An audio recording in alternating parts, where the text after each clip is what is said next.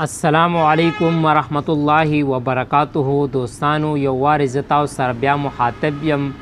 دوستانو چې سار پاسونو داس یو خبره شوي چې دا پاسونو یو داس یو زمطلق راغلی په سوشل میډیا باندې. دوستانو داس یو کس دی چې هغه ښه پوهه کس دی، ښه ګیرې والا دی او هغه دا خبره کړې ده چې زما یو پیر دی، زما یو مشر دی، زه به هغې له بوځم.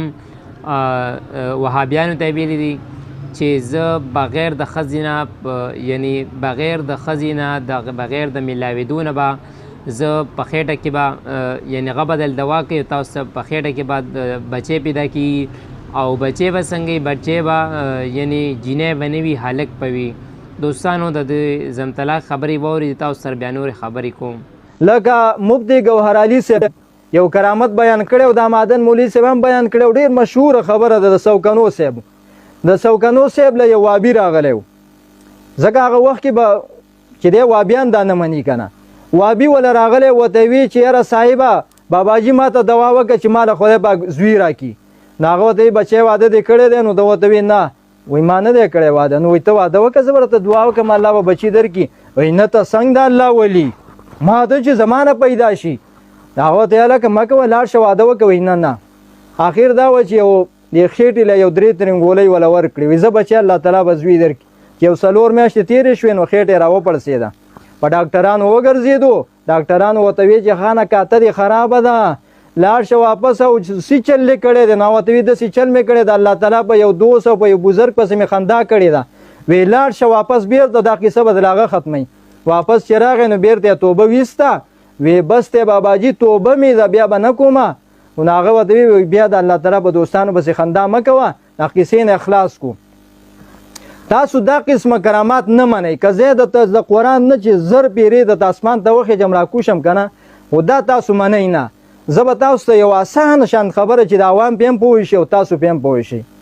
ته به راشئ، زه به راته به چکدره کې ولاړ یم، ما به ګاډی در وستی ګاډی به وي. ته به هم راشي که ابو حسان راولي، ابو حسان دې راوله، یا دې به د نورو شیخانو کې څوک وي نو هغه راوله. تاسو به زه یو صاحب له بوځمه او ته به ورته داسې وایې چې باباجي ما ته دعا وکړه چې زما نه بچی پیدا شي. ته به 3 بیرې ورته دا خبره کې، زه به د ویډیو وکړم دا خلک به وویني، او 3 بیرې به ورته دا خبره کې چې باباجي ما ته دعا وکړه چې زما نه بچی پیدا شي او هلک به ستا نه پیدا کېږي.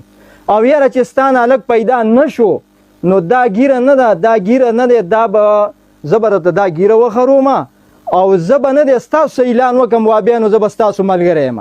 زه در سره راشه په کراماتو باندې کېنه، زه در سره کرامات د قرآن نه ثابتوم، د حدیثونه او دقسې زه پریکټیکل درته ثابتوم چې ستا نه بچی پیدا نه شو ابو خرابه، چې ستا نه زوی پیدا نه شو چې په څونه وخت کې بچی پیدا کېږي.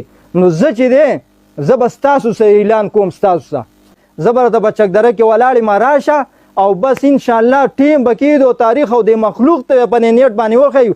زه به تاسو ته وښیم چې د اولیاو طاقت به زه تاسو ته وسښیم. پرېږدم هم نه چې د اولیاو دا طاقت دا مخلوق وویني، دا خلک به یې له پوه شي. یو د اور چیلنج نه خو په شا شو، ځه اور ته وایي نه ننوځو، اور ته مه ننوځه، اوس دې ته خو راټینګ شئ که نه، خو دې ته جوړ کړئ نو پته به ولګي چې یاره کرامت د اولیاو شته او که نه، او دوی څه کولی شي که نه، او الله تعالی طاقت ورکړی دی او که نه دی ورکړی. نو تاسو دې ټول مخلوق ته به دا پته ولګي او د قیامته پورې به دا چې دی نو په دې خلکو کې دا یو خبره خورئ او روانه به بیا به څوک د اولیاو بدرد نه وایي، په اولیاو پسې به بیا څوک چې دی سپکې سپورې نه وایي. خو چې ستا نه ما چې ستا نه بچی پیدا نه شو ابو خرابه، نو زه درسره بیا ملګری کېږم، ستاسو ملګری کېږم، راشه.